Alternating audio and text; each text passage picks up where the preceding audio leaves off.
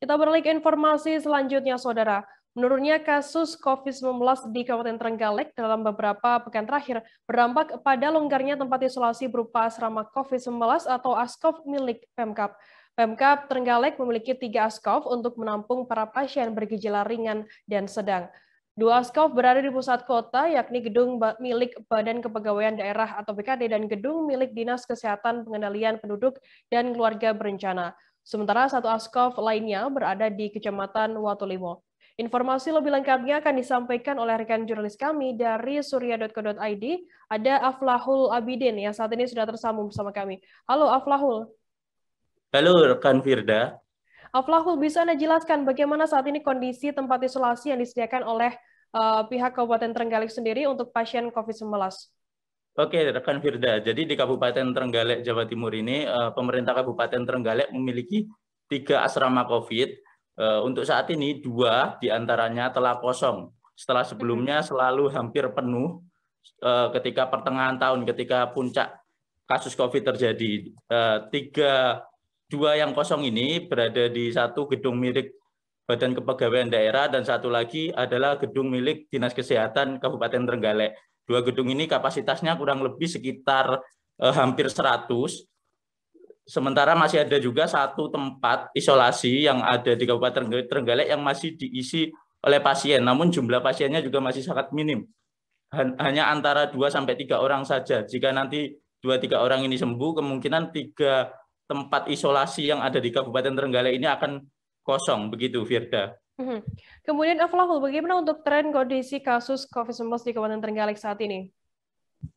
Oke rekan Firda, jadi di Kabupaten Trenggalek sekitar 2 pekan terakhir ini kasus COVID-19 bisa dibilang telah melandai. Itu bisa dilihat dari tambahan kasus COVID yang tidak begitu mencolok, hanya sekitar 2-3 sampai maksimal 5 kasus dalam sehari. Itu sangat minim jika dibandingkan dengan puncak kasus yang terjadi di awal atau pertengahan tahun yang bisa mencapai puluhan bahkan seratusan kasus tambahan dalam sehari. Selain itu jumlah pasien yang dirawat seperti yang saya sampaikan tadi di asrama COVID sudah sangat minim.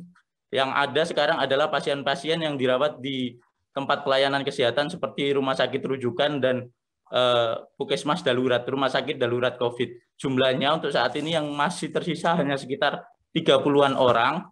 Pemerintah Kabupaten Trenggalek berharap dengan berkurangnya kasus COVID ini, ke depannya kasus-kasus yang lain bisa lebih melandai sehingga Trenggalek bisa naik untuk level PPKM-nya, begitu rekan Firda. Kemudian Aflahul, bagaimana kondisi fasilitas kesehatan seperti rumah sakit untuk pasien COVID-19 di Trenggalek sendiri? Oke, rekan Firda. Jadi di Kabupaten Trenggalek ini ada 1 rumah sakit rujukan COVID-19, yaitu di Rumah Sakit Umum Daerah Dr. Sudomo.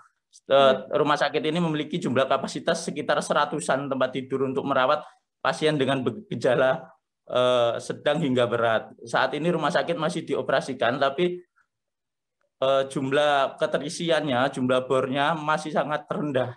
Harapannya memang tidak terjadi peningkatan sehingga kasus COVID-19 di Trenggalek bisa lebih terkendali. Begitu rekan Firda.